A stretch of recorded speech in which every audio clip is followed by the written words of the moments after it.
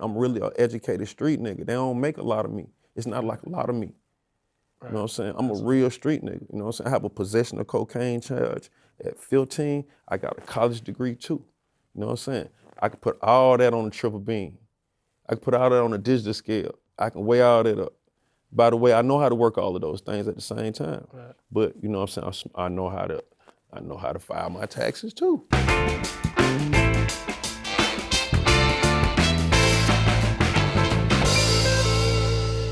What's up, geniuses? Welcome back to For the Record, and I'm your host, Rob Markman. Now, today's guest is one of the most creative MCs in the game, and I'm not just talking about the raps, all right?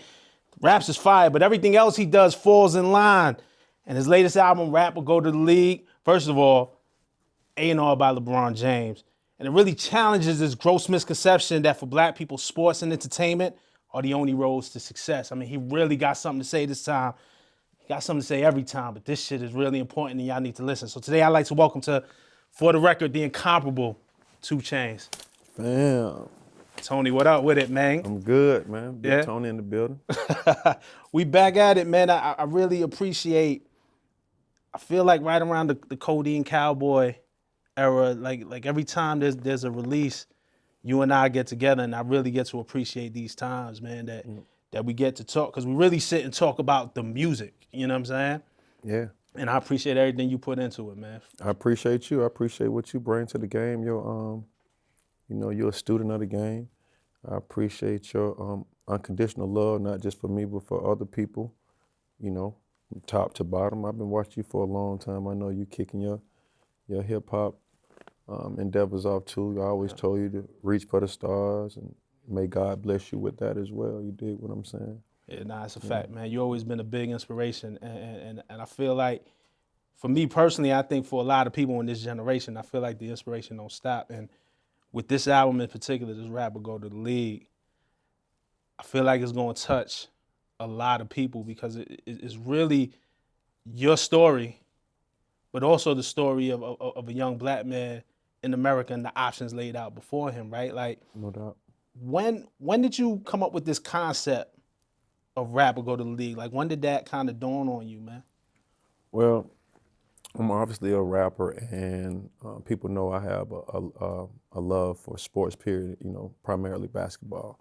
So I thought the name would be, you know, eye-catching, and not only that, it's something that we've heard in some whole verses and some Biggie verses as you have to have a, you know, crossover, a wicked jump shot or something, you know? And so the title was just like any other one of my titles, like Pretty Girls Like Trap Music. It was to kind of just suck you in. But it's actually an oxymoron because I want to bring to the table the fact that you don't have to have a jump shot. You don't have to be able to hold a note in order to be successful as an African American. I know I have a son that's 3. I already got him boxing. It's just something that we do. It's just something that we do. We put him in the sports real early. But, you know, I also tell him that you're an intelligent king. You know what I mean? I try to install both of those messages. And with this album that I'm putting out, this is my 5th solo album. You know, a lot of things have changed in my life. I've gotten older, more wiser. I feel like it's very important that I include more substance into my material. I do enough features to talk about whatever I want to talk about, but for my personal album, I want to show growth. I always want to show maturation, and I want to have some kind of substance. I want to have some type of weight, some type of volume on this project. And that's why it took a year for me to put it together to my liking. I didn't want it to sound like what's going on today, but it has a frequency of some relatable topics that, you know, people can get down with today. I'm excited about it, man. I got some great production. I have some really great organic features on the project, and that's what Rap Will Go to the League for me. It's a black excellence album from Titty Boy. You know what I'm saying? Not from nobody else.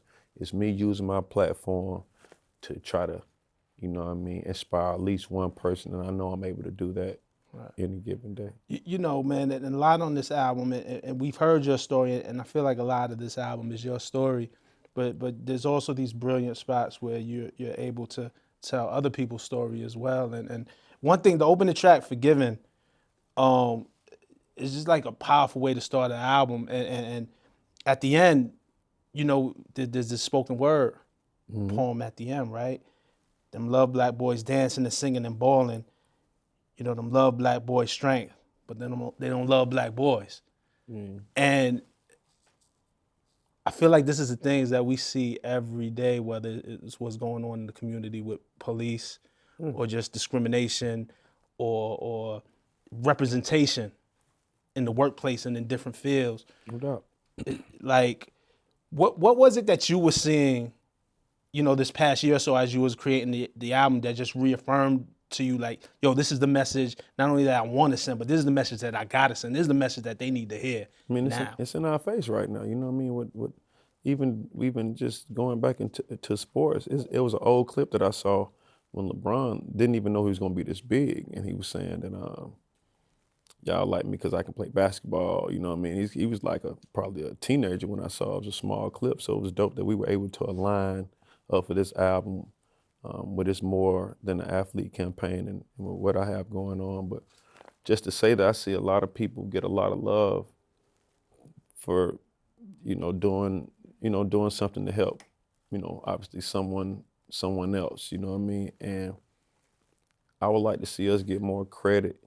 I'm sure a lot of people want to do it, but I never want to sound too preachy because I like to talk about the things that I'm well read on and stuff like that, you know what I mean? So I never want to get misquoted, but for me, it's in our face. It's the I love you if you play for my team, if you help me win type of vibes, you know what I mean? And when I say team, this could be Def Jam. You know what I'm saying? This don't have to be like an NFL or NBA team. This is like whatever team you're a part of, this team, like as long as you're helping us win, we love you. You know what I'm saying? And we see that in everything in the workplace every day. So those are some of the concepts I touch on too. Right. One of the things too I wanted to commend you on, and because I know, I fancy myself a historian of hip hop, a real connoisseur, and I know you're the same way. I know you, though you're kind of at the top of the game, you're a student of the game. Like you never stop listening, you never stop learning, you never stop seeking inspiration. And on Forgiven, the second verse of Forgiven was really powerful, and it reminded me of a moment of like Scarface on Jay, This Can't Be Life, when you start talking about something outside of yourself and the world around you, and you start to tell this story about Lil Fate, your friend and your old label mate from DTP, exactly, and his family. Yeah, that's my brother. We've been rocking for a long time. Fate was popping when we was in high school, like, cause he was rapping before people thought it was cool to rap. Like this was just like it was in his blood, you know what I'm saying? And Fate went to my high school, but when he transferred, he went to the same school as Luda, and that's how we end up like everybody knowing each other. Fate was the real glue between that relationship, and his son, he had a baby in like the 9th grade, you know what I'm saying? And so his son kind of grew up with us, you know what I'm saying? I used to keep him sometime. My wife kept him, just like he was cool. He was a real cool young man, and he unfortunately he died of gun violence, you know what I'm saying? And I just remember that phone call, and I never forget, and I end up getting another one like that, and it just fucks me up, you know what I'm saying? Like I just don't, I think the concept of life is like, you should bury you should not have to, your child should bury you. I guess that's what I'm saying. Like, you know what I mean? As we have it, like you grow old and then you die off and then this person grows old. I have a hard time when this person grows old and then you can't even make it to a certain point and you die off and stuff. So you know what I mean? And it's just, it's a pain, and I'm a real street nigga, you know what I'm saying? Period. Like it's hard to just remove yourself from that, you know what I mean? And so these kids, they were in the streets, and who knows what happens or how it comes to terms. But when these kids grow up and be, he was about to be 21 or something like that, you know what I mean? Couldn't even get to it. Yeah, young man, you know what I mean? And he had pride too, because he didn't want to run, you know what I mean? There were just certain things that we deal with on the regular. Pride is another issue. We all have it, you know what I'm saying? But some people you know, if somebody pull out a gun in here or something, everybody will react differently. You know what I mean? Some people will get the hell out of here, and some people will just, you know, react differently. And it's just not just Lil Fate. My partner Big just lost his baby boy like last year, right before his birthday. You know what I'm saying? And I got a call from my friend to say, one of my friends called me. He said, my partner Crazy called me. He said, man, I heard that, you know, they Big Son may be, you know, killed. I was like, what? You know what I mean? I couldn't believe him. He like, that's what I heard, you know, on Gobby. That's like where we from, Old National Gobby Road, Riverdale Road. I talk about a lot of my music. I'm like, no, hell no. You know what I'm saying? I'm just waiting. But then I see Big calling my phone too. And so I prayed. I ain't answered the phone at first. I prayed that Crazy didn't know what he was talking about. Right. I'm like, maybe this is a misunderstanding. So I prayed. But then when I answered the phone, Big had a similar tone that Fate had about, bruh, they done killed my son. What I'm supposed to, you know what I'm saying? And these my partners, like we went to school together, we trapped together, we rapped together, you know what I'm saying? All of this stuff. And to feel that pain, you know what I'm saying? Then I go out here, cause you know, like people don't expect me to be there for some of my friends because, you know, you get the term Hollywood when you know, take pictures and when you at a Rock Nation brunch or something like that, people misconstrue that I'm still solid, I'm still 10 toes down. I pull up on the scene, you know what I'm saying? Everybody outside, kids, it was a lot of love out there, but like we had lost one of our own. I was blessed enough to talk to him maybe 2 weeks prior. I had Big bring him to my studio and his energy was a little off. And so I'm a psychology major, you know what I mean? And so I was like, what's up? You know, and I kept telling him, I said, boy, you're not cooler than me. Like he was so cool. Like, so I asked him what he liked to do and it was like rap. You know what I'm saying? He was like, I like to rap and all that. I'm like, what else you like to do? You know what I mean? Cause his other option, he was like, I like to rap. I let him have that, but he was so dry to me. So Lil Shorty used to play football. My studio is 20,000 square feet. I got a basketball goal, gym, football, ping pong, pool, whatever. It's like the toy from Richard Pryor, for real. So I go get the football. I tell them, let's play some let's throw some spirals, you know what I'm saying? And we started engaging off just going out, catching, playing catch, you know what I mean? And I told Big, bring him back, let me holler at him some, you know what I mean? Because obviously can't save the world, but when they so close to me like that, I feel bad when I can't do nothing to stop stuff like this.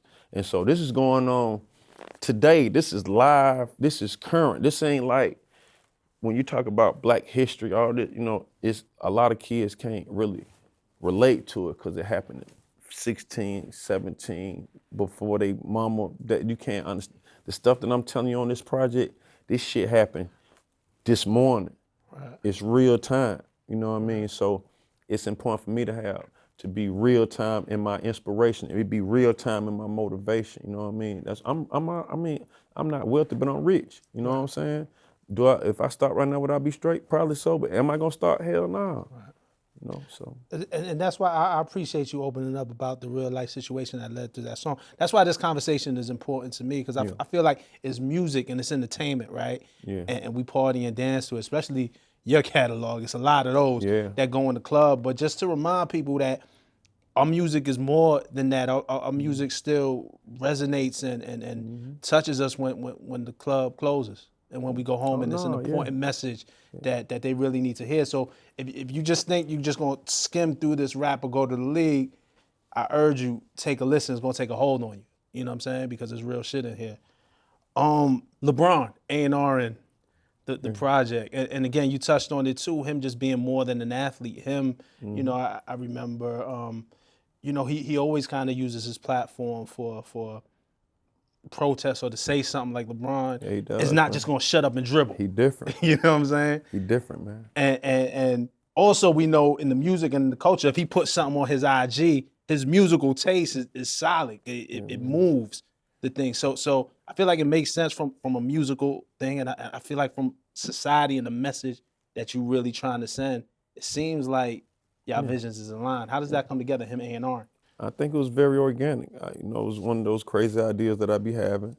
You have a lot of them. Yeah, I just got off the phone with a few people. I ain't even gonna tell them. And they was laughing at my ideas. And I said, it's funny, when I was with the other label I used to be with, they used to laugh at my ideas too. And I said, it's cool. You know what I mean? I'm totally fine with that. But with LeBron, it was this idea. I'm like, everything he is doing was like, it was aligning up with my campaign and what I was doing. And I admire LeBron in a couple of different ways, right? In the fact that he's able to use his platform different than any other NBA player that's been in his position that we've ever seen. We consider him currently the best player in the whole entire world. You know what I'm saying? Currently the whole entire world. But he's very accessible. He's attainable. You can talk to him. You can get him on the phone. The stuff that y'all are seeing, all the stuff that I'm putting out on Apple, these clips of me and LeBron, that was at my house. He came to my house. So we know 1,000 more athletes that wouldn't dare let himself or reveal himself like that. You know what I mean? That's the first thing. The second thing I admire about LeBron is how he has his friends with him to this day that he grew up with, went to school with, and he's, I wouldn't say give them a job. They've earned it. Like, from me being inside and learn so much about the infrastructure, what they have going on, I admire that. I admire that in the fact that I don't have a lot of friends working with me, and I would like to do that. You know what I mean? So I admire that blueprint as well. But just for him to be a part of this project, I think we've all seen LeBron in the back of the Maybach, in the back of the Sprinter. And he listens to all this, the music that comes out every week. Naturally, no artist tells him to do that. And he always either, he tags somebody, we know he got in trouble for quoting some stuff, you know what I mean?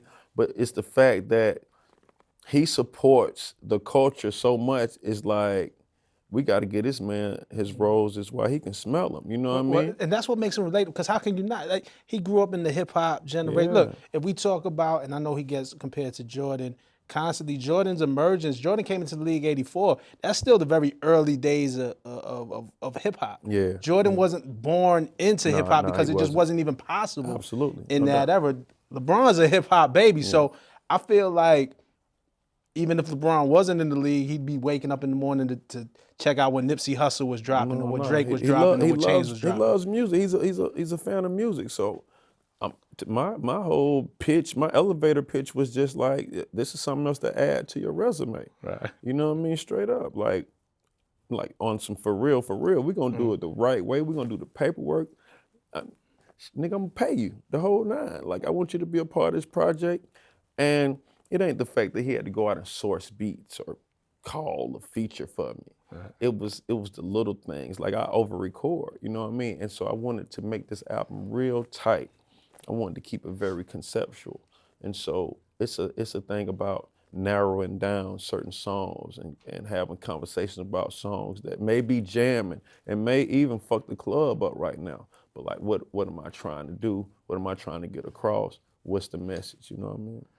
I want to talk about the record NCAA on this album, because the second verse, again, we talk about importance, and I want to know the timeline of when you recorded this, and where we're speaking right now, because you have a line that says, let me get this straight, if I drop 40 today, you don't care if I eat, you don't care if I ate. You say, you better have a good grade like Mixed Baby here. You say, we're going to the tournament and we're going to need you there. Really talking about the college athlete and what he goes through. Should college athletes be paid? Why aren't they paid? We know that the NCAA, the tournament, specifically generates a lot of money. Yeah. And then we see what's going on in the news with Zion Williamson, with his injury on possibly the Duke, North Carolina game, one of the biggest all eyes on me game. He gets injured. People are scalping tickets for thousands of dollars, and these athletes don't see any of it. So I wanted to know, and we know there's an ongoing conversation. Did you? I'm assuming you recorded this prior to Zion Williamson. I definitely did. I'm from that cloth. You know what I'm saying? I know a lot of people in just sports, period, that have a hard time dealing with the post era, like, post sports, post injury, post everything. And so, college is supposed to, get you ready for the world. That's how they explained it to me. You know what I mean? But the sports aspect of it is just, it needs to be revamped. It's no secret. We saw, I think one of the O'Bannon brothers, like maybe Ed O'Bannon, he fought for maybe the basketball game. I played this song for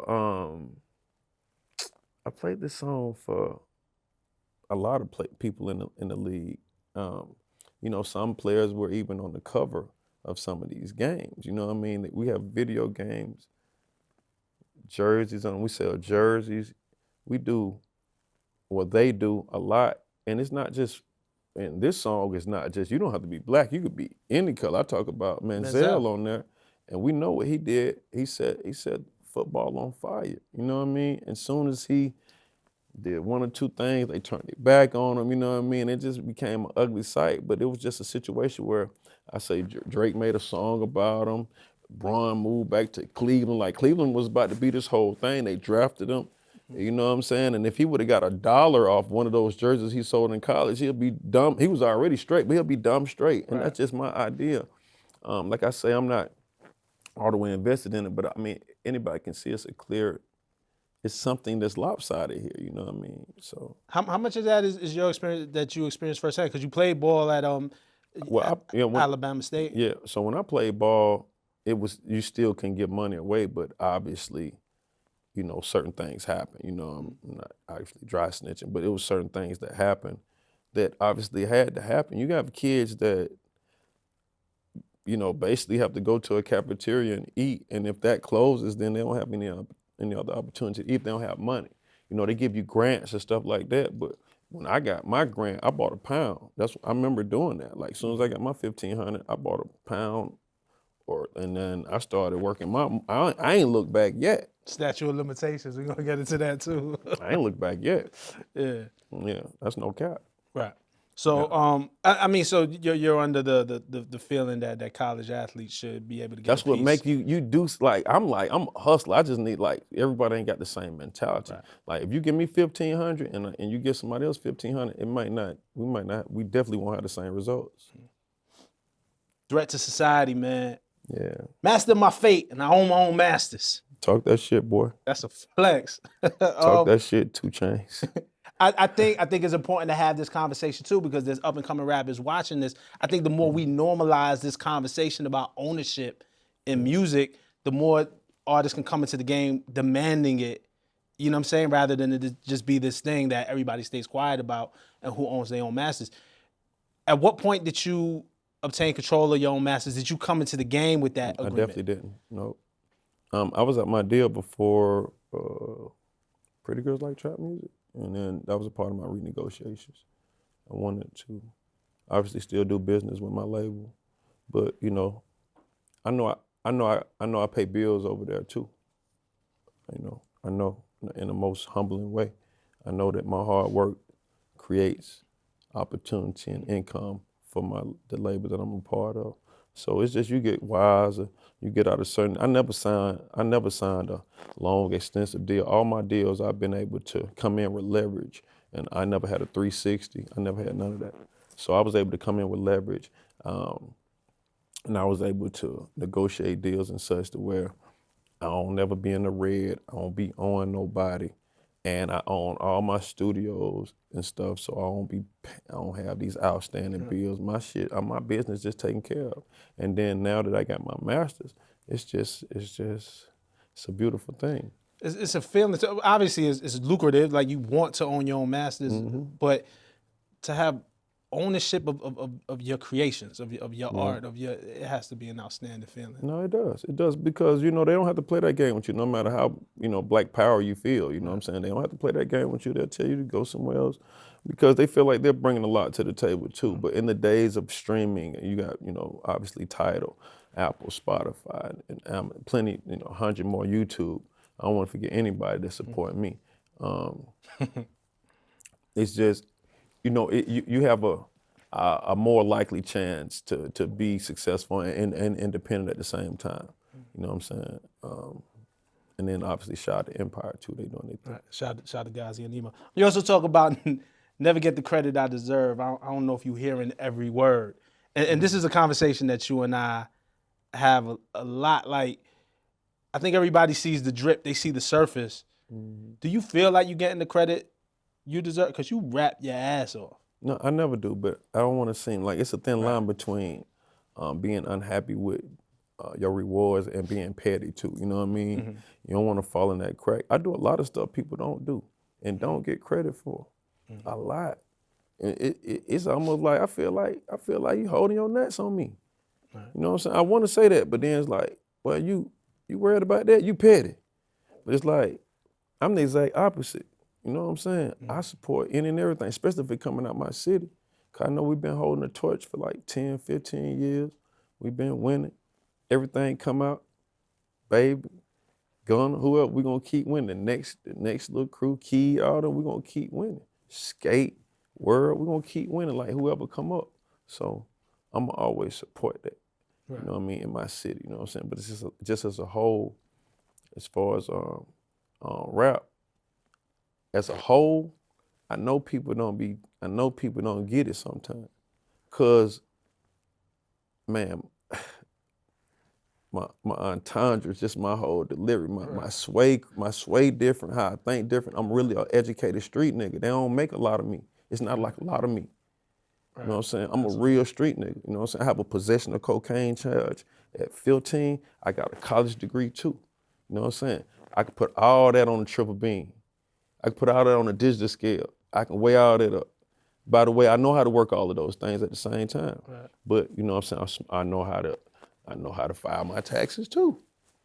It's like, I know I'm a problem for niggas. I'm a problem for niggas. It might be hard to digest, and this don't look like everything else. And I ain't talking about the surface. It just don't look like everything else. You know what I'm saying? One of the things, and the raps is definitely there's never been an issue. But man, one of the things that I feel like from when you first came in is the aesthetic of it. Like, you're just as creative in your marketing, your album. Like, everything ties in.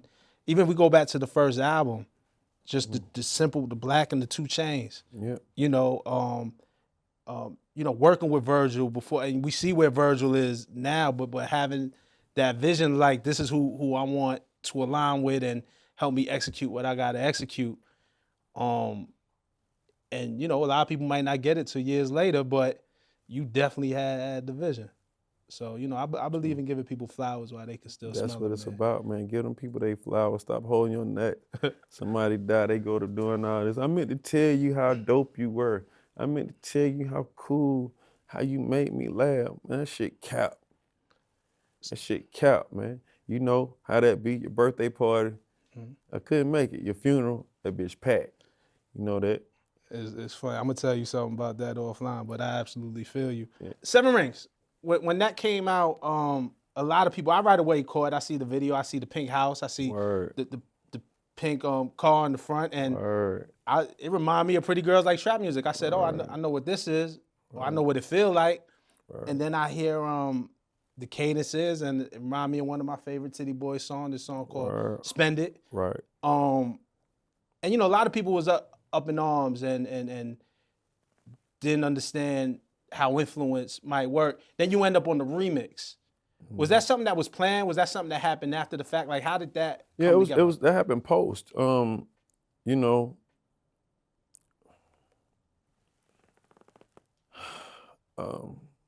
It basically happened post. I want to say it didn't bother me, but it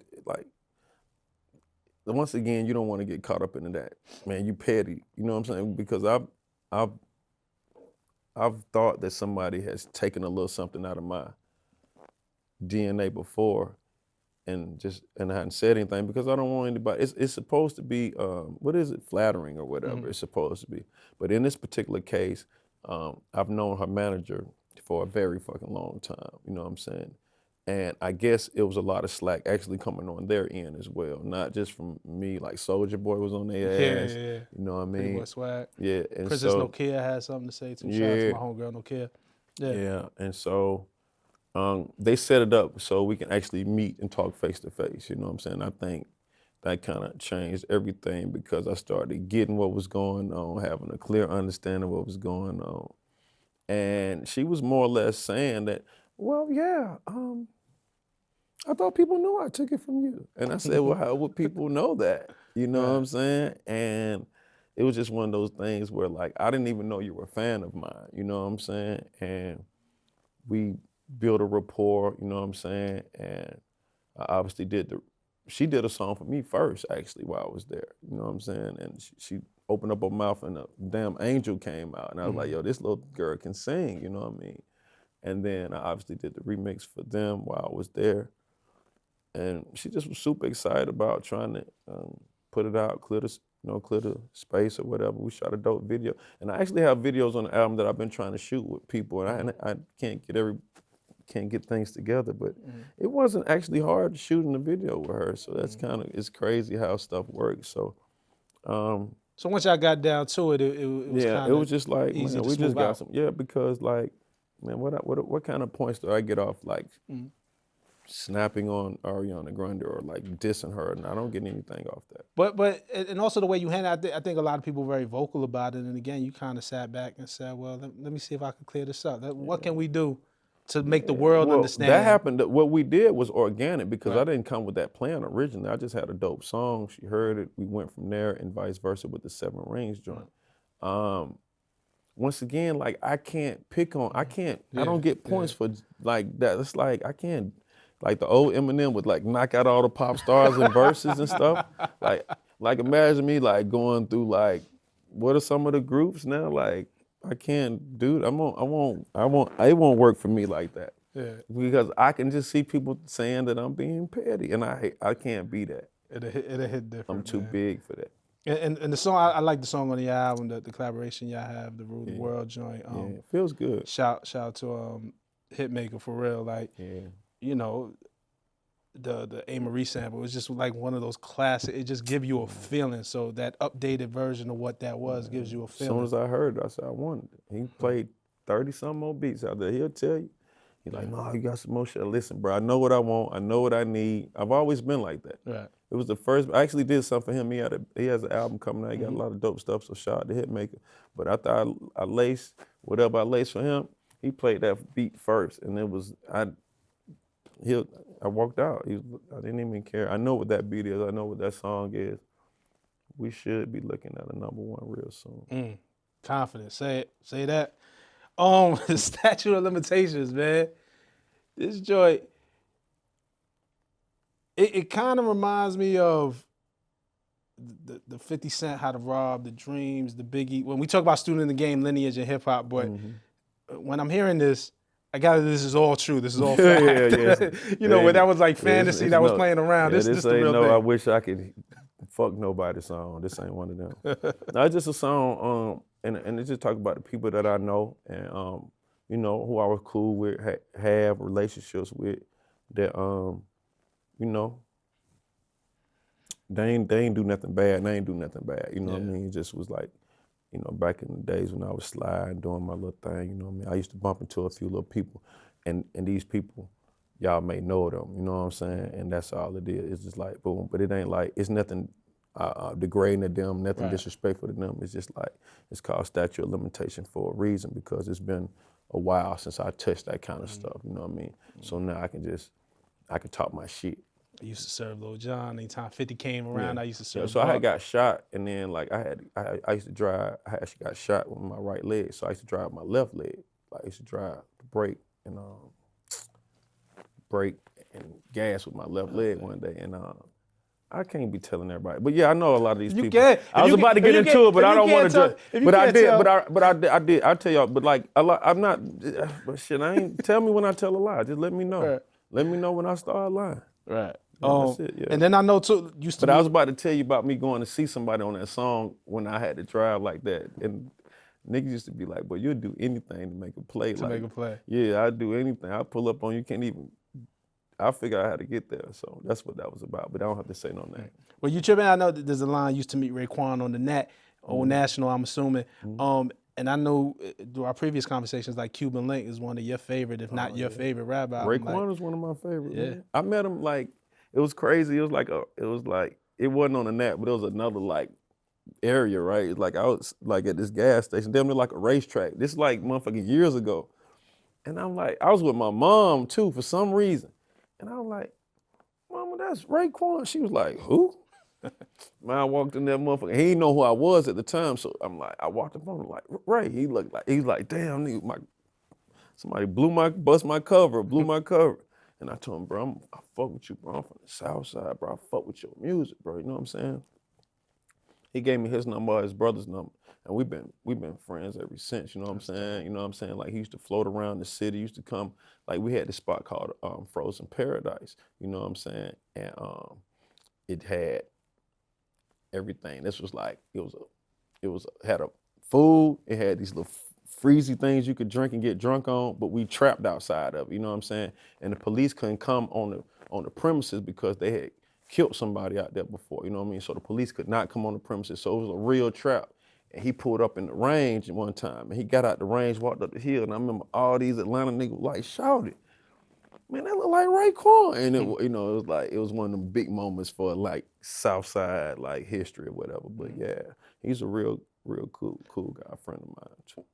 So one of the things too, and when we talk about the theme of this album about personal and then bringing it back to like the societal effects, something like statute of limitations, I'm listening to it, and you allude to it on the track, but you know, you used to take chances, penitentiary chances. You know what I'm saying? Like, and it was illegal for what you was doing. That's why it's called statute of limitations. But last year, you launched your gas cannabis company in a very legal way. Yeah. How does that feel? It's a two-part question. How does that feel that the shit that you really could have got fucked up for in life, you're able to do legally? And then the other question is, how do we get more? There's a lot of brothers and sisters in jail off of those activities. And there's a lot of people doing it now who, when this thing becomes legalized across the country, won't be able to get the licenses they need or whatever they need to. Man. Like, so I want you to speak on that. It's crazy, man. It's like, it's just crazy, man. Like, and so that's like the direction of the album too. Basically, if you live long enough, like stuff like this happens. Like, I actually got locked up in my 12th grade year for selling weed, which messed up a lot of my basketball scholarship, D1 and all of that. I had some dude got caught smoking or something in school. They told him he wasn't going to graduate. He snitched on me. You know the story. I get in trouble, throw a lot of the stuff that I had on the table away. But anyway, now you look, I partnered up with, even though I'm black, it's not a black-owned cannabis company. I still had to plug in with somebody who already jumped the line, who already know what's going on. The people that I'm dealing with, they damn near from out here. They used to do Wall Street lawyer. So whatever the weed doing, bunking more than Wall Street, being an attorney, all that out here. So you know what I mean? And they shifted. And obviously, I'm a good business partner. People enjoy doing business with me. I come to work on time. I do what I'm supposed to do. I turn over what we supposed to turn over. So this was just another situation where some people came to me. I had ideas, like I've always had ideas. I've been saying gas for ever since I started talking about when I did Spin It, I had gas in the ashtray. People's like, how you put gas in the ashtray? That's stupid, he can't rap. When they just didn't know what the fuck was going on in the streets, you know what I'm saying? Now everybody talking all this gas, like there's enough gas out here for everybody, you know what I'm saying? And so mine is a legal company in California. I'm in over 94 or 95 dispensaries, you know what I'm saying, which is legal. I hadn't moved outside of California yet, but when it's time, I will. It's gonna be called gas again. You know what I'm saying? It's gonna be conceptual like everything else. We're gonna have 87, 89, 93. You know what I'm saying? I got gas cans, all this shit. You know what I'm saying? All me. This shit right here. If you smoke it every day like I do, you're gonna have ideas like that. Well, you don't have to do that. Don't let me preach that, but like, if that's what you choose to partake in. Yeah, you definitely don't need to smoke what I smoke every day. You be dumb as a doorknob. And again, that's why I'm talking about giving you kind of the credit, because it's not just the same creativity that you use to make your raps, you use to build everything around clothes, you. Santa sweaters, clothes. Well, the CEO, everything I got, man, it's deeper than, because people need, like, I think when it's just surface stuff, you kind of just stop there sometimes, for me. Like, I came up in an era where I was intrigued about opening up the CD thing and looking at the whole booklet, like who did this, who did that, who sampled this, what studio was they in, like who was the engineer. I used to read all of those details in CDs when I got them, you know what I mean? So I try to do it now. I guess kind of virtually since everything is online, right? It's not like you can really read this stuff. So I just try to like. And that's the feeling I get of opening up a Purple Tape or opening up a Scarface to Fix, Yeah. and you got the little dope bag with it. That the packaging, the marketing of everything feels like what the music sounds like. Absolutely. And that's the world around you. So I just want to salute you for that, Thank man. you, man. I And appreciate you it. put together a really dope album. I think it's an album that people need to hear. Thank you, man. And I hope over and over again. I hope it do well. Nah, it's going. Come on, man. When do you not do? Man, I'm working on my humble stuff. Don't stop me, I'm Rob. gonna talk the shit for you, man. When do you not do well? I just seen you got a couple more plaques last week. You know what I'm saying? Like, it don't stop. All right, Chainz, man. Rapper go to the league, man. Again, thank you for coming to For the Record. Thank you for always fucking with Genius. Thank you for being the genius yourself and putting it into the world, man. Thank you, bro. Phenomenal album, bro, for real. I appreciate the love, man. Every time. Every time.